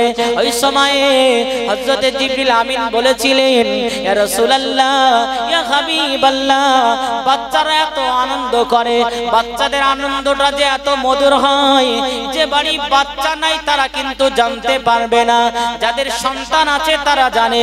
দুনিয়ার সমস্ত কাজ থেকে যখন আপনি ফিরে আসবেন, আপনার ঘরের ভিতরে যাবেন, আপনার কলিজার টুকরা মেয়েটা, আপনার কলিজার টুকরা ছেলেটা আপনাকে যখন জড়িয়ে ধরে আব্বু বলে ডাকবে, পৃথিবীর সমস্ত কষ্ট তখন আমার আল্লাহ আপনার থেকে দূর করে দেবে। বলেন সুবহানাল্লাহ।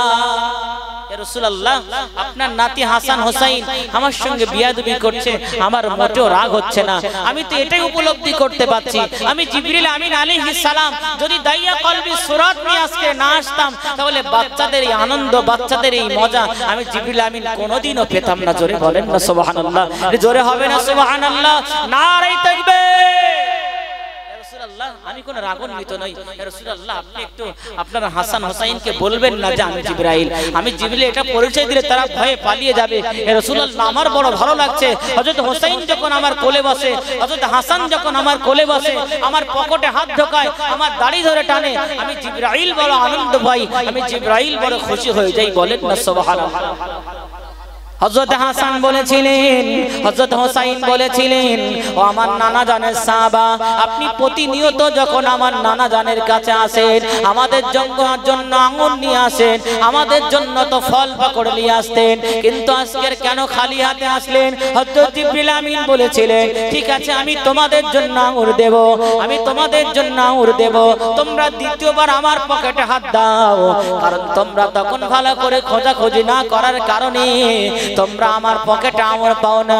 হযরত জিবরিল আমিন আলাইহিস সালাম আমার আল্লাহকে বললেন, আল্লাহ, এখন হাসান হোসাইন আমার কাছে আঙ্গুর খেতে চেয়েছে, আল্লাহ আপনি যদি আঙ্গুর না দেন, আমি জিবরিল আমিন বড় বরদস্ত হয়ে যাব, আমি অপদস্থ হয়ে যাব। আমার আল্লাহ কি করলেন? জান্নাতের আঙ্গুর নিয়ে হযরত জিবরিল আমিন আলাইহিস সালামের পকেটে ভরে দিলেন। বলেন সুবহানাল্লাহ। হযরত হাসান হোসাইন রাদিয়াল্লাহু তাআলা আনহু দুই ভাই আর দেরি করলেন না, জিবরিল আমিন আলাইহিস সালামের পকেটের ভিতর থেকে আঙ্গুর নিয়ে খাওয়া শুরু করলেন। খাওয়ার পরে জিবরিল আমিন আলাইহিস সালামকে বললেন, ও রাসূলুল্লাহ, সাহাবা ও দাইয়া কলবি শুনে রেখে দেন, আপনি যেমন আঙ্গুর প্রত্যেক দিন আনেন, সেই আঙ্গুরের স্বাদের সঙ্গে মেলে না।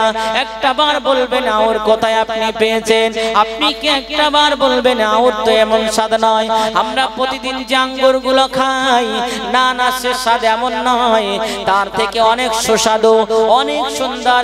এমন আঙ্গুর আমি হোসাইন এবং আমি হাসান জীবনে খাইনি।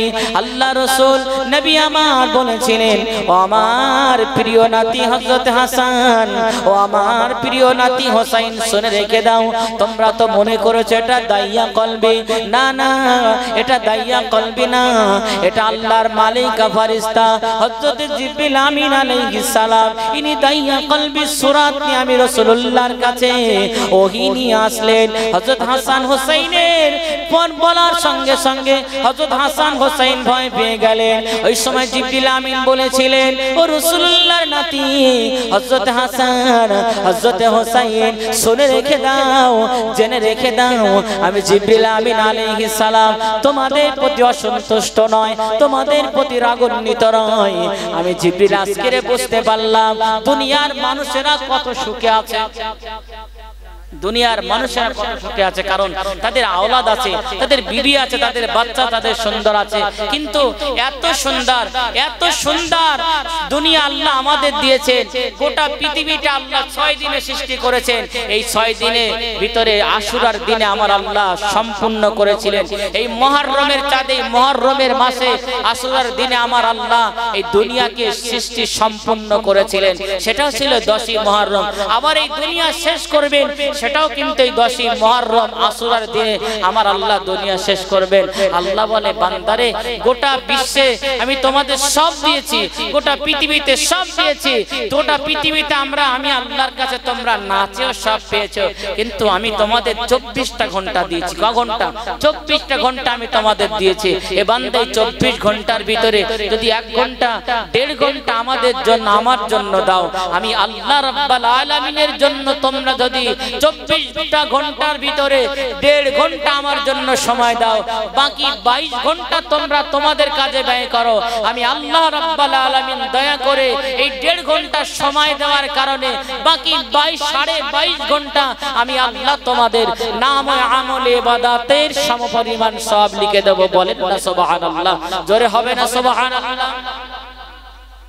আল্লাহ কি বললেন? বান্দা 24 ঘন্টা তোমাদের দিয়েছি, এই 24 ঘন্টার ভিতরে 1.5 ঘন্টা, মনে করুন এশা 8 ঘন্টা, আসরে 10 মিনিট, জোহরে 15 মিনিট, ফজরে 10 মিনিট, এমন করে বান্দা 1.5 ঘন্টা আমার সময় দাও। সারা দিনে যদি 1.5 ঘন্টা আমাকে দিতে পারো, বাকি 22 ঘন্টা, 24 ঘন্টার ভিতরে বাকি 22.5 ঘন্টা বান্দা আমি তোমাদেরকে 1.5 ঘন্টা আমার জন্য সময় দেওয়ার জন্য, বাকি 22.5 ঘন্টা তোমাদের জন্য সময় দেবে। তারপরেও আমি আল্লাহর কাছে 1.5 ঘন্টা ব্যয় করার জন্য বাকি 22.5 ঘন্টাকে আমি আল্লাহ ইবাদতে পরিণত করে দেব। বলেন না সুবহানাল্লাহ? জোরে হবে না সুবহানাল্লাহ? নারে তাকবীর! এত ফ্যাসিলিটি অন্য কোন নবীর উম্মতকে আমার আল্লাহ দেয়নি, যেটা আমাদের দিয়েছে। সুতরাং সামান্য 1.5 ঘন্টা যদি আমরা সময় দিতে পারি, তাহলে হাসান হুসাইনের মহব্বত আমাদের দিলে আছে বলে মনে হয়। হযরত হুসাইন রাদিয়াল্লাহু তাআলা আনহুর জন্য তো আমরা এখানে বসে আছি, হযরত হাসান রাদিয়াল্লাহু তাআলা আনহুর জন্য তো এখানে বসে আছি। তারা কারবালার জমিনে শহীদ হয়েছিল কি জন্য? এই দ্বীনকে প্রতিষ্ঠিত করার জন্য, নামাজকে প্রতিষ্ঠিত করার জন্য, নামাজকে কায়েম করার জন্য। আর সেই হুসাইনের মহব্বতে বসে আছি, অথচ নামাজ পড়ি, অথচ আল্লাহর হুকুম নামাজটা আমরা আদায় করি না। হুসাইনের মহব্বত আমাদের দিলে থাকবে বলে মনে হয়? আল্লাহ রাসূল বললেন যে নামাজ পড়ে না সে যেন দ্বীনকে ধ্বংস করে দিল, যে নামাজ পড়লো না সে যেন শরীয়তকে শেষ করে দিল, শরীয়তকে ধ্বংস করে দিল। তাহলে নামাজ না পড়লে যদি শরীয়ত ধ্বংস হয়ে যায়, হুসাইনের মহব্বত এখানে আমাদের দিলে থাকবে বলে মনে হয়?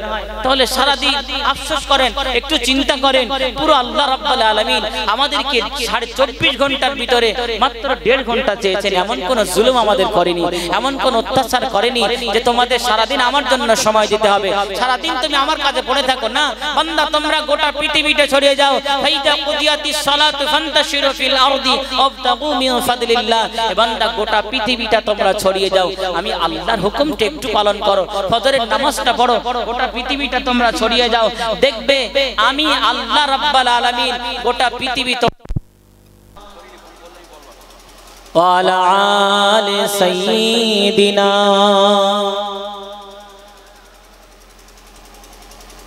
আমার ইসলাম দরদি আব্বাজান ভাইরা, এই পৃথিবীর জমিনে আমার আল্লাহ এরকম ওয়াজ আমরা জীবনে অনেক শুনেছি, এখন শুনছি, আগামীতে শুনবো। ওয়াজ শোনার কোনো অভাব নেই, কিন্তু যেটা অভাব আমাদের রয়েই যাচ্ছে সেটা আমল। এখান থেকে যদি আপনারা একজন বেনামাজি ওয়াদা করতে পারেন, বলতে পারেন আল্লাহ এই মুহররম মাস থেকে, বছরের প্রথম 16 মাস থেকে এই মুহররম মাসটা আল্লাহ নিজেই ঘোষণা করেছেন, বান্দা এই মুহররম মাসটা হলো আমি আল্লাহর মাস। মুহররম মাসটা আল্লাহ কার জন্য করেছেন? আল্লাহর নিজের মাস বলে আল্লাহ বলেছেন। আল্লাহ বললেন, বান্দা এই মুহররম মাসটা হলো আমি আল্লাহর নিজের মাস। এ বান্দা এই আমার মাসে তোমরা একজন নামাজি কে হবে? একবার হাত তুলে আমি আল্লাহর কাছে সাক্ষী হয়ে যাও। আল্লাহ রাব্বুল আলামিন কোন বান্দা যখন নিয়ত করেন খারাপ ভালো কাজের জন্য, আমার আল্লাহ সেই বান্দা ভালো কাজ করুক আর না করুক, বান্দার ভালো কাজের জন্য নেকি লেখা শুরু করে দেয়। বলেন না সুবহানাল্লাহ?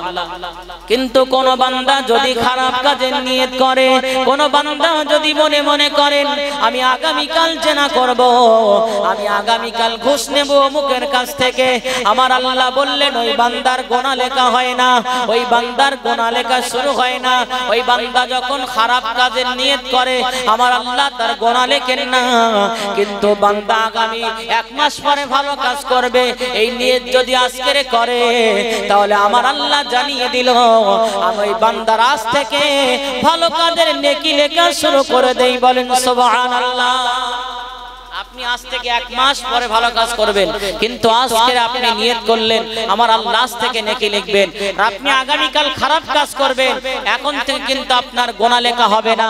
আপনি খারাপ কাজ করার পরে আপনি খারাপ কাজ করে ফেললেন, আপনার 2 কাঁধের ফেরেশতা আছে মুনকার নেকির, ডান কাঁধের ফেরেশতা কিরামান আর কাতিবিন, 2 জন ফেরেশতা, একজন ফেরেশতা লেখা লিখতে আরম্ভ করবে, বাম কাঁধের ফেরেশতা যখন লিখতে যাবে গুনাহ, ডান কাঁধের ফেরেশতা বলবে একটু অপেক্ষা করুন, একটু অপেক্ষা করুন। আল্লাহর বান্দা যদি তওবা করে, আল্লাহর বান্দা যদি তওবা করে, আমার আল্লাহ রাব্বুল আলামিন গুনাহ করার পরেও বান্দা সুযোগ দেয়। যদি বান্দা তওবা করে, যদি বান্দা ফিরে আসে, যদি বান্দা তওবা করে, আমার আল্লাহ গুনাহ নিয়ত করেছেন ভালো কাজে সব লেখা শুরু করেছে। গুনাহ নিয়ত করলে সব লেখে না, গুনাহ লেখে না। গুনাহ করার পরেও আমার আল্লাহ 3 দিন অপেক্ষা করে। যদি 3 দিনের ভিতরে আমার বান্দা তওবা করে, আমি আল্লাহ দয়াময় বান্দার জীবনের গুনাহগুলো maaf করে দেব। জোরে বলেন না সুবহানাল্লাহ, জোরে বলবেন না সুবহানাল্লাহ। ওইজন্য আমরা তওবা করি, কিন্তু আমাদের দ্বারাই সুদ ঘুষ চলে যায় না, আমাদের দ্বারাই খারাপ বন্ধ হয় না। যেমন নামাজের ওজুর কটা ফরজ? 3টে ফরজ, 3টে শর্ত। নামাজের 13টা শর্ত, গোসলেরও 3টে শর্ত। ওজুর 4টে ফরজ, গোসলের 3টে ফরজ, আর নামাজের 13টা ফরজ। তাহলে প্রত্যেকটি কাজের একটা শর্ত দিয়েছে। এই নামাজের 13টা শর্তের ভিতরে যদি আপনি একটা শর্ত ত্যাগ করেন, তাহলে আপনার নামাজ হবে না। ঠিক তদ্রূপ আমার আল্লাহ তওবারও 3টে শর্ত দিয়েছে। রাসূলুল্লাহ বললেন এই 3টে শর্ত মেনে যদি কেউ তওবা করে, নিঃসন্দেহে আমার আল্লাহ তার তওবা কবুল করবে। এই 3টে শর্ত যদি না মানি, তাহলে আমার তওবা কবুল হবে না। সাপোজ মনে করুন আপনি ফতোয়া নিয়ে মাদ্রাসায় গিয়েছেন, মাদ্রাসার হেড মুদাররিসকে বলেছেন, হুজুর আমার বাড়ি একটা কুয়া আছে, কুয়ায় একটা কুকুর মরা পড়ে আছে, সেই কুয়ার পানি আমি কেমন করে পবিত্র করব, কারণ সেই কুয়ায় আমার ওযু করতে হয়। হুজুর বলে দিয়েছে যাও 7 বালতি পানি তুলে ফেলে দেবে। হুজুর বলে দিলেন 7 বালতি পানি তুলে ফেলে দেবে। হুজুর বলে দিয়েছেন, ওই ব্যক্তিটা 7 বালতি পানি তুলে ফেলে দিয়েছে। গিয়ে বললেন হুজুর আমার কুয়ার 7 বালতি পানি আপনি ফেলে দিয়েছি, আমি ফেলে দিয়েছি হুজুর, আমার কুয়া কি এবার পবিত্র হয়েছে? হুজুর বললেন হ্যাঁ পবিত্র হয়ে গেছে। তবে একটা কথা, তোমার কুয়ায় পানি নাপাক হওয়ার কারণ কি ছিল? ওই ব্যক্তিটা বলেছিলেন হুজুর আমার কুয়ায় একটা মরা কুকুর পড়েছিল, সেই কুকুরটা পচে গিয়েছে, যার কারণে আমার সন্দেহ হয়েছে আমার পানিটা নাপাক হয়ে গেছে।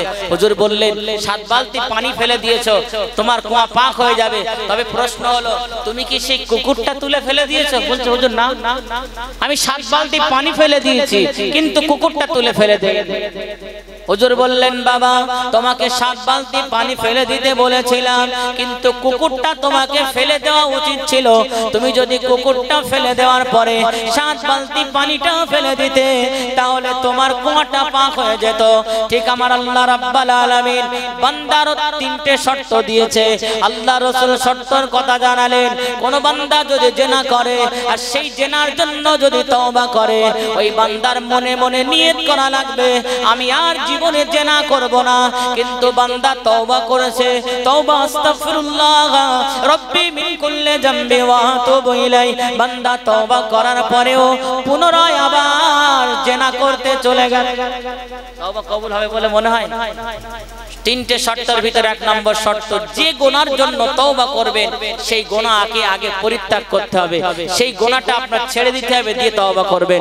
এবং দ্বিতীয় নাম্বার হলো তার জন্য আপনার অনুতপ্ত হতে হবে, অনুশোচনা করতে হবে, এত বড় গুনাহ আমি করেছি, এর জন্য তো আল্লাহ আমার জান্নাত ছাড়া অন্য কিছুই দেবেন না। সুতরাং এই অনুশোচনা যদি আপনার ভিতরে থাকে আর সেই গুনাহ যদি ছেড়ে দেন, তাহলে আপনার তওবা আল্লাহ কবুল করবেন। এ জওয়ান যুবকেরা, আমার আপনার নবী 2টো শর্তের কথা জানিয়ে দিলেন। একটা শর্তের নাম হলো গুনাহ পরিত্যাগ করা, আর একটা শর্ত হলো অনুতপ্ত হওয়া, অনুশোচনা হওয়া। তৃতীয় নাম্বার যে শর্তটা আল্লাহ নবী দিলেন, এই শর্তটা বড় মারাত্মক শর্ত। এই শর্ত হলো কোন বান্দা যদি আল্লাহর কাছে তওবা করে, কোন বান্দা যদি আল্লাহর কাছে মাফ চায়, সে যেন তার হকদারের পাওনাটা মিটিয়ে দেয়, সে যেন হকদারের ফাঁকি না দেয়। সে যদি হক ফাঁকি দেয়, তাহলে তার তওবা আমার আল্লাহ কবুল করবেন না। তাহলে তৃতীয় নাম্বার শর্ত হলো মানুষের হকটাকে বুঝিয়ে দেওয়া। আমি আমার ভাইয়ের জমিটা হক মেরে লিখে নিয়েছি, আমি একজনের হক মেরে ভাড়া ফাঁকি দিয়ে দিয়েছি, অথচ আল্লাহর কাছে তওবা করেছি, সেই মানুষের কাছে মাপ চাই নাই। আল্লাহ নবী জানিয়ে দিল, হক ফাঁকি দেওয়ার কারণে তুমি 10 বার কেন 50 বার হজ করলেও এই হক ফাঁকি দেওয়ার কারণে আমার আল্লাহ তোমার তওবা দূরের কথা হজ কবুল করবে না। তুমি ফাঁকি দিয়ে হজে যাবে, হজ তোমার কবুল হবে না, আর তওবা তো কবুলই হবে না। তাহলে 3 নম্বর শর্তটা মারাত্মক। আপনি একজন গ্রামের গণ্যমান্য ব্যক্তি, একজন আপনি গ্রামের ক্ষমতাশীল ব্যক্তি, মনে করুন ওই বড়ার বাজার থেকে বা পীরগাছার মোড় থেকে আপনি এক ভ্যান মানলি আপনার মুদিখানার দোকানে আনলেন, পীরগাছার মোড় থেকে এই পর্যন্ত মনে করুন 100 টাকা ভ্যান ভাড়া হয়, আপনার গায়ের জোর আছে, আপনি অর্থশীল ক্ষমতাবান বলে আপনি মাত্র 50 টাকা ধরিয়ে দিলেন, যা চলে যা, তোকে দিতে পারবো না। সে বলছে, বাবু আমি গরিব মানুষ, ভ্যানওয়ালা, খুব কষ্ট করে আপনার মালটা এনে দিয়েছি, 100 টাকা ভাড়া, আমি ন্যায্য ভাড়া বলেছি, 1 টাকাও বেশি বলিনি, বাবু আপনি আমার 100 টাকা দেন। কিন্তু আপনি গায়ের জোরে, ক্ষমতার জোরে তার হকটাকে ফাঁকি দিয়ে তাকে তাড়িয়ে দিলেন। ওই মানুষটা যদি আল্লাহর কাছে বলে, আল্লাহ আমার ন্যায্য ভাড়া 100 টাকা ছিল, কিন্তু আমাকে 50 টাকা দিলে, এই বিচার টাকা আল্লাহ আপনি করেন। আপনি মারা যাওয়ার পরে ইমাম সাহেব আপনাকে বলবে, আপনি তওবা করছেন, আপনি মারা যাওয়ার আগে তওবা করছেন, আল্লাহ আমি জীবনে বহু গুনাহ করেছি, আল্লাহ আপনি আমাকে maaf করে দেন। আল্লাহ বলছে, তোকে maaf করব কিভাবে, তোকে maaf করব কিভাবে? তুই তো একজন গরিবকে ফাঁকি দিয়েছিস, তার 100 টাকা ভাড়া 50 টাকা দিয়েছিস, সে যদি তোকে maaf করে আমি আল্লাহ তোকে maaf করে দেব। তাহলে মানুষকে ফাঁকি দিয়ে আল্লাহর কাছে maaf চাইলে আমার আল্লাহ কোনোদিনও maaf করবেন না। সুতরাং কাউকে কারোর হক মেরেছে কিনা এটা খেয়াল করা, কাউকে ফাঁকি দিয়েছে কিনা এটা খেয়াল করা, কাউকে কষ্ট দিয়েছে কিনা এটা খেয়াল করা, তারপরে আপনি আল্লাহর কাছে তওবা করবেন, দেখবেন আপনার তওবা সদরে আমার আল্লাহ কবুল করে নিয়েছেন। জোরে বলেন না সুবহানাল্লাহ, জোরে বলেন না সুবহানাল্লাহ। তাহলে তওবা কবুল করার, তওবা করার কটা শর্ত 3টে।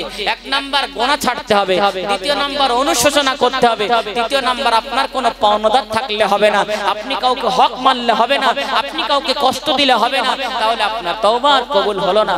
সুতরাং এই 3টে শর্ত যদি মেনে আপনি তওবা করেন, নিঃসন্দেহে আপনি আল্লাহ ওয়ালা হয়ে যাবেন। আল্লাহর ওলি কাদেরকে বলে? আল্লাহর ওলি কাদেরকে বলে? যারা ফরজ নামাজগুলো ঠিকঠাক আদায় করে, সুন্নত নামাজগুলো ঠিকঠাক আদায় করে, যারা আল্লাহর হুকুমকে ঠিকঠাক পালন করে, নফলের গুরুত্ব দেয়, কোনোদিনও ফরজ নামাজের জন্য অলসতা হয় না, সুন্নত নামাজের জন্য অলসতা হয় না, শরিয়তের জ্ঞান ডাকে, আল্লাহর কথাগুলো অমান্য করতে গিয়ে তার মান্য করতে গিয়ে অলসতা আসে না, এই ব্যক্তিটাই তো প্রকৃতিক আল্লাহ ওয়ালা। জোরে বলেন না সুবহানাল্লাহ। তাহলে আল্লাহ ওয়ালা হতে গেলে জ্ঞান দরকার, জ্ঞান দরকার। আমার আল্লাহ বললেন, কখনো যদি আমি কাউকে ধ্বংস করি, ধ্বংস করতে চাই, তাকে একটা জিনিস প্রথমে দেই, সেটা হলো জ্ঞান। জ্ঞান দেওয়ার পরে তার থেকে আমলটা ছিনিয়ে নেই। আমল যখন ছিনিয়ে নেওয়া হয়, অটোমেটিকলি জ্ঞান পাওয়ার পরে তার ভিতরে অহংকার চলে আসে, আর এই অহংকারটা হলো তার জন্য পতন এবং ক্ষতির কারণ। জওয়ান যুবকেরা, ভুলামায় বুঝবেন না বাবা। তাহলে আল্লাহর কাছে আমরা তওবা করি, গুনার জন্য বলি, কিন্তু কবুল হয় না। আর এই 3টে শর্ত মানতে পারি না। হঠাৎ করে মদ খেয়ে নিয়েছি, ফ্যামিলির চাপে, পরিবারের চাপে, পাড়ার লোকের চাপে, গ্রামের লোকের চাপে মনে মনে তওবা করে নি, তাদের সামনে বলেছে আর মদ খাবো না, অথচ গোপনে গোপনে আমি মদ খাই। এটা কিন্তু চরিত্রবান হতে পারে না, এটা কিন্তু আপনার তওবা হতে পারে না। আপনি মদ খাওয়ার পূর্বে মদ খাওয়া ছেড়ে দেন, তওবা করার পূর্বে মদ খাওয়া ছেড়ে দেন, ছেড়ে দিয়ে তওবা করেন, আল্লাহ কবুল করবে। আর মনে মনে অনুশোচনা করেন। অনুশোচনা বলতে এখানে আল্লাহ রাসূল এটাই বুঝিয়েছে, আপনি তওবা করেন, আপনি গুনাহ করে ফেলেছেন, আপনার অনুশোচনা হচ্ছে না। আপনি একটা গুনাহ করার পরে যদি অনুশোচনা করেন, আল্লাহ আমি কি গুনাহ করেছি, আমি জিনা করে ফেলেছি, এর জন্য তো আপনার শাস্তি রেখেছেন। আল্লাহ রাসূল বললেন, জিনাকারীদের জন্য দুনিয়ায় 3টে শাস্তি। 1 নাম্বার শাস্তি হলো আমার আল্লাহ তার রুজি কমিয়ে দেবে, আমার আল্লাহ রুজিতে অভাব দেবে। 2 নাম্বার তার চেহারা নষ্ট হয়ে যাবে, চেহারা কালো ভাবে এসে যাবে। 3 নাম্বার আমার আল্লাহ তার শক্তি সামর্থ্য কমিয়ে দেবে, মানুষের কাছে লাঞ্ছিত বঞ্চিত হেয় পদদলিত একজন পাত্র হয়ে দাঁড়িয়ে যাবে। জেনাকারীদের এই তিনটি লক্ষণ আল্লাহ দুনিয়ার জমিনে দিয়েছেন। তিনটি শাস্তি, কবরে তো আরো তিনটি শাস্তি, টোটাল 6টা শাস্তি জেনাকারীদের জন্য রেখেছে। ওই জন্য আল্লাহ রাব্বুল আলামিন যতদিন আমাদের দুনিয়ার জমিনে হায়াত দিয়েছেন, অন্তত একটু একটু একটু একটু করে আমরা আল্লাহর জন্য সময় দেব। সেই হোসাইনের মহব্বতে একজন বেনামাজি হাত তুলে বলেন দিল বুকের পাটা আছে যে আমি আজ থেকে 5 ওয়াক্ত নামাজ আদায় করব।